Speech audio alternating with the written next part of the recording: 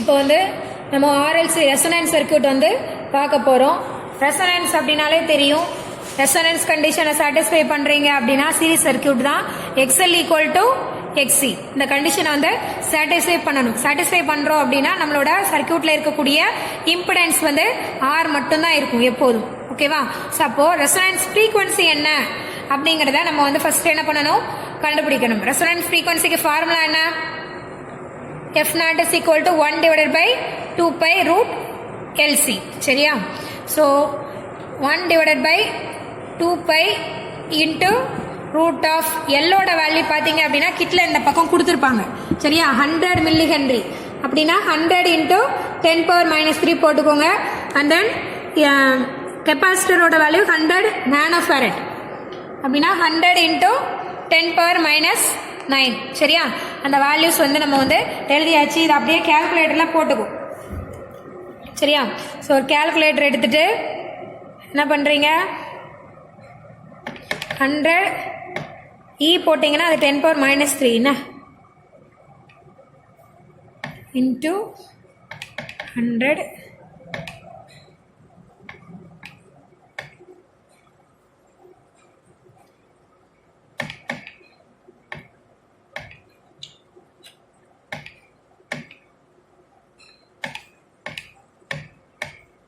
சரியா?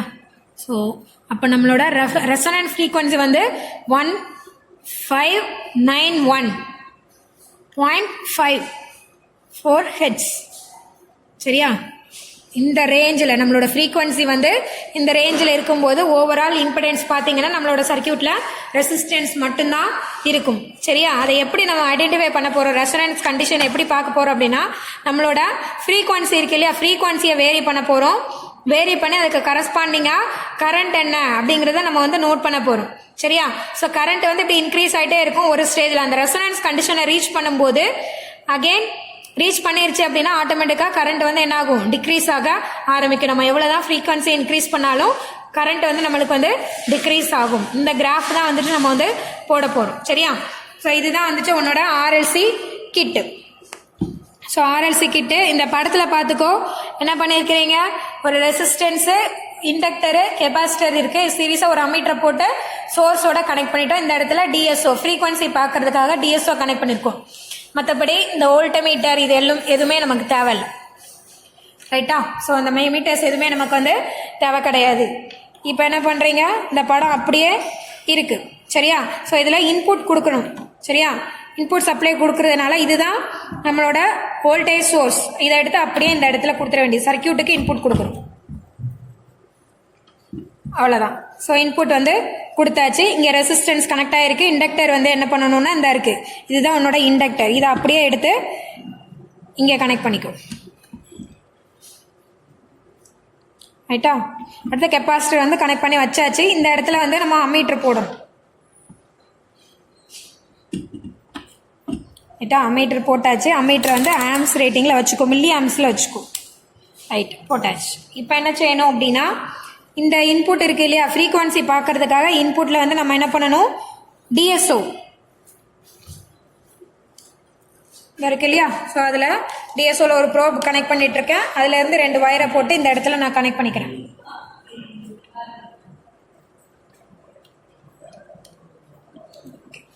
போட்டாச்சு. இப்போ நம்ம கிட்ட வந்து ஆன் பண்ண போறோம். ஸோ கிட்ட ஆன் பண்ணியாச்சு. ஆன் பண்ண இதில் ஒரு வேவ்ஃபார்ம் காட்டும். இதில் டிஎஸ்ஓல ஆட்டோன்னு ஒரு பட்டன் இருக்கும். சரியா? அந்த ஆட்டோங்கிற பட்டனை வந்து ப்ரெஸ் பண்ணிட்டீங்க அப்படின்னா நம்மளோட இன்புட் வோல்டேஜ் வந்து கிளியராக கிடச்சிடும். சரியா? ஸோ இப்போ ஆம்ப்ளிடியூட் வந்து நான் மினிமமில் வச்சுருக்கேன். என்னோட ஃப்ரீக்வன்சியை வந்து மினிமம் வேல்யூவில் வச்சுருக்கேன். ரைட்டா? ஸோ வோல்டேஜை வந்து இப்போது ஃபுல் வோல்டேஜ் வந்து நான் வந்து அப்ளை பண்ணிட்டேன். சரியா? Peak to peak voltage, full input voltage இந்த இருக்கு இல்லையா. கிட்ல பாரு ஆம்ப்ளிடியூட்னு இருக்கும். சரியா? ஆம்ப்ளிடியூட்னு இருக்கும். இதை அதோட மேக்ஸிமம் கிளாக் வைஸில் மூவ் பண்ணிவிட்டு அதோட மேக்ஸிமமில் வச்சாச்சு. ரைட்டா? இப்போ நம்ம வந்து ஃப்ரீக்வன்சியை தான் வேரி பண்ணணும். ஸோ இன்னொரு டைம் ஆட்டோவை வந்து ப்ரெஸ் பண்ணிக்கிறேன். இப்போ என்னோட ஃப்ரீக்வன்சி இங்கே காட்டுது பாரு, 306.5. சரியா? அந்த ஃப்ரீக்வன்சிக்கு இனிஷியலாக வந்துட்டு நம்மளோட கரண்ட் வந்து என்ன இருக்குது அப்படிங்கிறத மீட்டரில் நோட் பண்ணிக்கும்.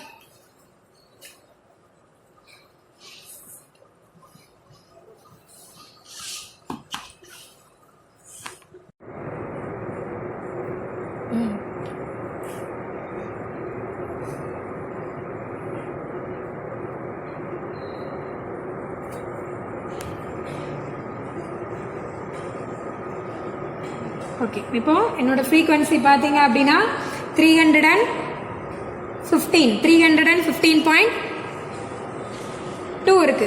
சரியா, டேபிளில் அப்படியே நோட் பண்ணிக்கோ.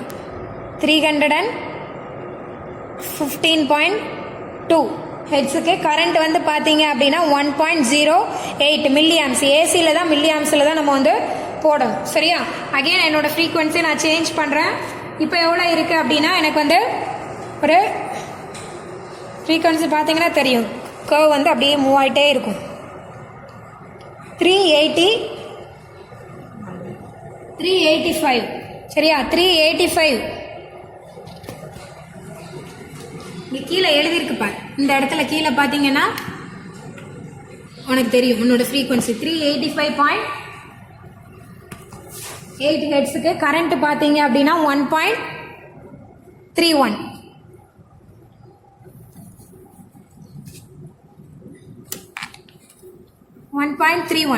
இப்போ அடுத்தது பார்த்தீங்க அப்படின்னா அகெயின் நான் வந்து ஃப்ரீக்வன்சி வந்து வேரி பண்ணுறேன்.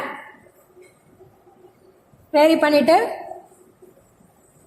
520 செட் பண்ணியிருக்கேன். சரியா, 520.2 போட்டிங்க அப்படின்னா எனக்கு வந்து 1.95 வந்திருக்கு. சரியா, அகெயின் நான் இன்னும் ஃபர்தராக மூவ் பண்ணுறேன். 618.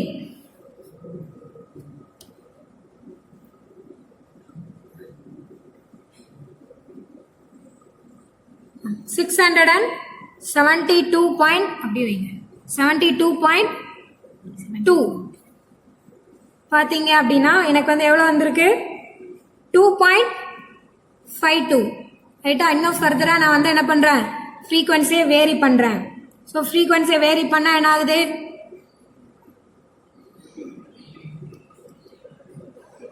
939.8 ஹெட்ஸ் போட்டோம் அப்படின்னா இப்போ வந்து 3.56 வருது.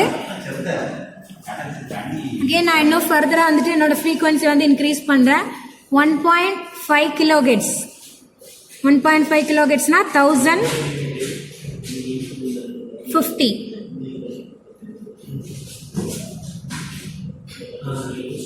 சரியா, 1050 ஹெட்ஸ்.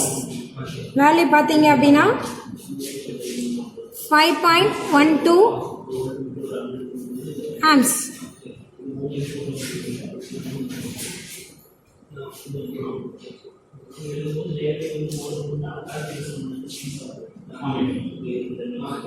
இப்போ 1.67 கிலோ ஹெட்ஸ் போட்டீங்க அப்படின்னா என்ன கிடைச்சிருக்கு, 5.62 ஆம்ஸ் கரண்ட் வந்து கிடைச்சிருக்கு. இன்னும் ஃபர்தராக நான் வந்து என்ன இன்க்ரீஸ் பண்ணுறேன், 2.11 கிலோஹெர்ட்ஸ் போட்டிங்க அப்படின்னா இப்போ என்ன ஆயிடுச்சு, என்னோட கரண்ட் வந்து குறைய ஆரம்பிச்சிருச்சு. 4.11. இன்னும் ஃபர்தராக நான் இன்க்ரீஸ் பண்ணுறேன். ஸோ ஃப்ரீக்வன்சி கூட 2.65 எடுத்தீங்க அப்படின்னா 2.77. அகெயின் இன்னும் ஃபர்தராக நான் இன்க்ரீஸ் பண்ணுறேன். சரியா, ஸ்டாராக இருந்துச்சுன்னா இன்னொரு ட்ரிப்பு ஆட்டோ ப்ரெஸ் பண்ணிங்கன்னா கிளியராக வந்துடும். இப்போ பாரு ஃப்ரீக்வன்சி வந்து 5.16 போட்டேன்னா 1.37 வந்திருக்கு.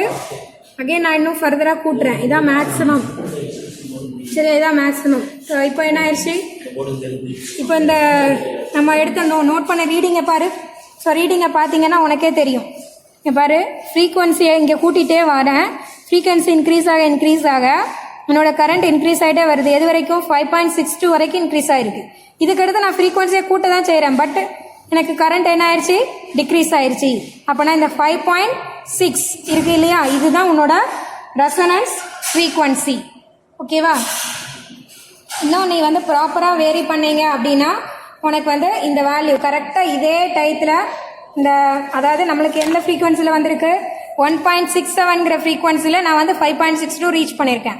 இன்னும் நான் வந்து அந்த ஃப்ரீக்வன்சியை மைனூட்டாக கிளியராக வேரி பண்ணேன் அப்படின்னு சொன்னால் இதே ஃப்ரீக்வன்சியை நம்ம எக்ஸாக்டாக அச்சீவ் பண்ணலாம். ஓகேவா, இவ்வளோதான் RLC series resonance circuit. Okay. இப்போ என்ன பண்ணணும், இது ரெண்டுக்கும் நம்ம வந்து கிராஃப் போட்டுற வேண்டியதான். அப்படியே இந்த ரீடிங்ஸ் ஃப்ரீக்வன்சிக்கும் ஹரிசாண்டலாக ஃப்ரீக்வன்சியவும் வெர்டிக்கலாக வந்துட்டு கரண்ட்டை எடுத்து கிராஃப் போட்டிங்கன்னா இந்த மாதிரி ஒரு கிராஃப் வரும். இந்த பாயிண்ட்ல இருக்கக்கூடிய ஃப்ரீக்வன்சி வந்து F0 ரெசனன்ட் ஃப்ரீக்வன்சி, அதோட வேல்யூ என்னன்னு நம்ம இங்கே வந்து எழுதணும். யூனிட் வந்து ஹெட்ஸ். ஓகேவா? Okay, thank you. ஓகே ஸ்டூடெண்ட்ஸ், இப்போ வந்து நம்ம RLC சீரிஸ் ரெசனன்ஸ்குள்ள சர்க்கியூட் வந்து போட போகிறோம். கிராஃப் வந்து போட போகிறோம். RLC சீரிஸ் ரெசனன்ஸ் அப்படின்னு எடுத்துக்கிட்டிங்கன்னா இதில் நம்ம ஒரே ரீடிங் மட்டும்தான் எடுத்திருக்கோம், எந்த கேல்குலேஷனும் கிடையாது. சரியா? ஸோ ஃப்ரீக்வன்சி, அதுக்கடுத்து என்ன பண்ணியிருக்கிறீங்க, கரண்ட் இருக்குது. மேலே பார்த்தீங்க அப்படின்னா நம்மளோட டயக்ராமில் சின்ன கரெக்ஷன் இருக்குது. இந்த மீட்டர்ஸ் எல்லாமே மீட்டர்ஸ் எதுவுமே தேவையில்லை. வோல்ட் மீட்டர் போட்டிருக்கோம் இல்லையா, எல்லா வோல்ட் மீட்டரும் எடுத்துகிட்டு நமக்கு தேவையானது இங்கே ஒரு டிஎஸ்ஓ, இன்புட்டுக்கு ஒரு டிஎஸ்ஓ, இங்கே ஒரு அம்மீட்டர், இது மட்டும் போதும். மற்ற மீட்டர்ஸ்லாம் எடுத்து விட்டுருங்க. அதுக்கடுத்து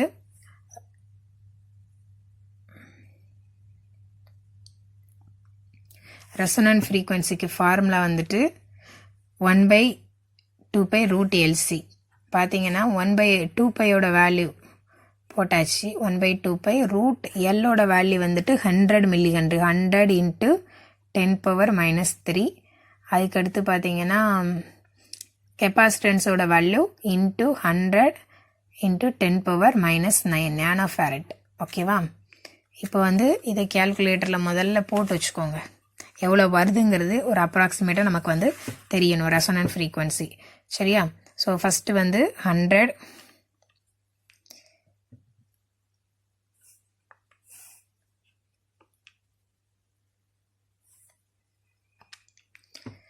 100e - 3 × 100 ஈனா 10 பவர்னு அர்த்தம், -9 போட்டாச்சு. இது ரெண்டையும் மல்டிப்ளை பண்ணியாச்சு. இந்த அந்த ஆன்சருக்கு ரூட் ஆன்சர் போட்டிங்கன்னா ரூட் எடுத்தாச்சு.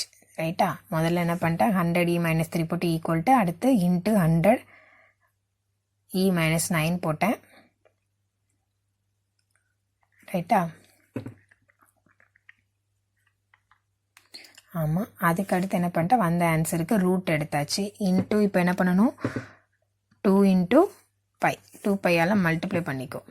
ஸோ 2πயால் மல்டிப்ளை பண்ண என்ன கிடச்சிச்சு, 6.28 × 10⁻⁴ கிடச்சிருக்கு. 1 / ஆன்சர் போட்டிங்கன்னா எவ்வளோ இருக்குது, 1591.55 ஹெட்ஸ். அரவுண்ட் நம்மளோட ரெசனன்ட் ஃப்ரீக்வன்சி. நீங்கள் கரெக்டாக எக்ஸாக்டாக கிராஃப் பிளாட் பண்ணிட்டீங்க, ரீடிங்ஸ் நோட் பண்ணி கிராஃப் பிளாட் பண்ணிட்டீங்கன்னா இந்த ரேஞ்சில் தான் வந்து ஸ்டாப் ஆகும். ஓகேவா? இப்போ என்ன பண்ண போகிறோம், இதுக்கு வந்து கிராஃப் போட போகிறோம். ஸோ கிராஃப் போடுறதுக்கு என்ன பண்ணுறீங்க, கிராஃப் ஷீட்டை எடுத்தாச்சு. கீழே எக்ஸ் ஆக்சிஸ் பார்த்தீங்கன்னா எப்படி எடுத்திருக்கேன் பாருங்கள், hertz, frequency in terms of hertz எடுத்தாச்சு. அதில் 1 சென்டிமீட்டர் ஈக்குவல் டு 250 ஹெட்ஸ் எடுத்திருக்கேன். X axis 1 centimetre equal to 250 hertz. Y axis பாரு, கரண்ட்டு தான். கரண்ட் வந்து மேக்ஸிமம் எனக்கு எவ்வளோ போயிருக்கு, மேக்ஸிமம் வந்து என்னோட கரண்ட் 5.62 போயிருக்கு. அப்போ 1 சென்டிமீட்டர் ஈக்குவல் டு 0.5 ஆம்ஸ்ன்னு எடுத்துக்கிட்டேன். ரைட்டாக 0.55 வேரி பண்ணியிருக்கேன். இதுக்காக கிராஃப் நீட்டாக போடுறதுக்காக போட்டுட்டு இதை அப்படியே நம்ம மேலே என்ன செஞ்சிடணும், ஸ்கேல் எழுதிடணும். X axis 1 centimetre equal to 250 hertz. Y axis 1 centimetre equal to எவ்வளோ இருக்குது, 0.5 மில்லி ஆம்பியர் எடுத்தியாச்சு.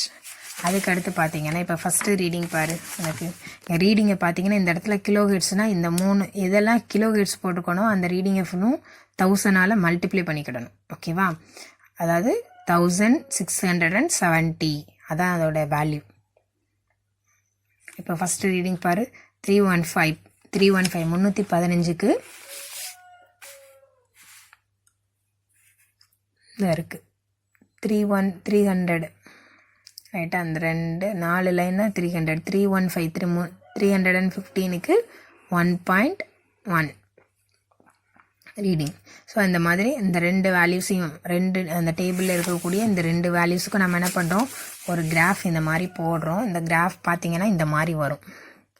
சரியா? கிராஃப் போட்டிங்கன்னா இந்த மாதிரி வரும். இந்த மாதிரி வந்ததுக்கப்புறமா அதோட பீக்காக ஒரு வேல்யூ, ஹையஸ்ட் வேல்யூ ஒன்று இருக்கா, அந்த வேல்யூ எடுத்துக்கும். சரியா? அந்த கிராஃபை இந்த ஷேப்பில் வந்து நம்ம வந்து அப்படியே மார்க் பண்ணிவிட்டு அந்த ஹையஸ்ட் வேல்யூ இருக்குல்ல அதுலேருந்து நேராக ஒரு லைனு கீழே வந்து ட்ரா பண்ணுங்கள். இங்கே ஃப்ரீக்வன்சி பார்ப்பீங்களா, இந்த ஃப்ரீக்வன்சி தான் வந்துட்டு F0, அதுதான் ரெசோனண்ட் ஃப்ரீக்வன்சி 1670 ஹெட்ஸ்.